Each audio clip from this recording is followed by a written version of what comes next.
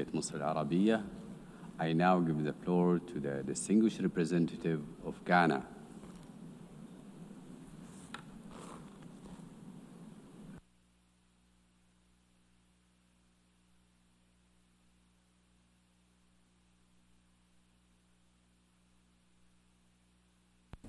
Mr. President, Ghana aligns herself with statements delivered by the G77 and China, the African Group, and the Non-Aligned Movement. We speak at this moment in our national capacity and take this opportunity to thank the Secretary General for his report A/80/83. Mr. President, few issues before this Assembly speak as powerfully to our shared conscience as the continuing economic, commercial, and financial embargo imposed on the Republic of Cuba. For more than 6 decades, this measure has stood as a moral, legal, and economic contradiction to the principles enshrined in the Charter of the United Nations, namely the sovereign equality, non-interference, and the right of all peoples to pursue their own development in dignity and peace. Ghana has consistently and resolutely advocated for an end to the embargo because we believe that no nation should be denied the opportunity to participate fully and freely in global trade, nor deprived of the means to uplift the well-being of its citizens. This conviction is grounded in the 1986 Declaration on the Right to Development and reaffirmed in numerous resolutions of this Assembly. Yet, despite more than 30 consecutive annual votes of overwhelming support in this hall, this unjust policy persists.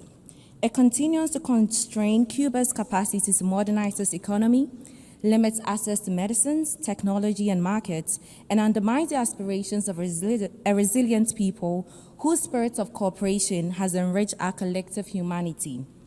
Mr. President, during the recent high-level general debate, voices from every region, particularly across the Global South, once again called with moral clarity for the immediate and unconditional lifting of this embargo.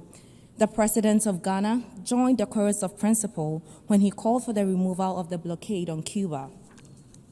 As we consider draft resolution A/80/L.6, Ghana will vote firmly in favor. Our support is not born merely of friendship or historical solidarity.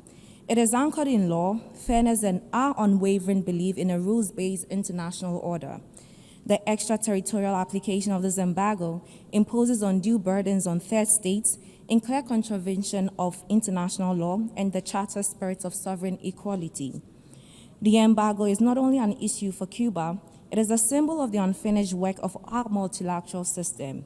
It impedes progress towards the 2030 Agenda for Sustainable Development and frustrates the collective pursuit of prosperity for the Global South. Cuba's contributions to international cooperation and solidarity, from medical cooperation and education to scientific innovation, demonstrates what is possible when nations choose partnership over punishment. Ghana, like many others, has benefited from that spirit, even amid Cuba's own adversity.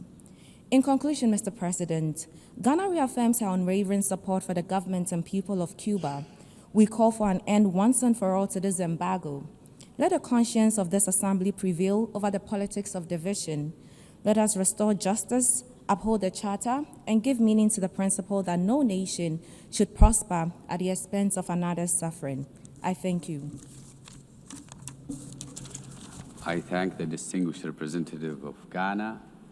I now give the floor to the distinguished representative of Solomon Islands.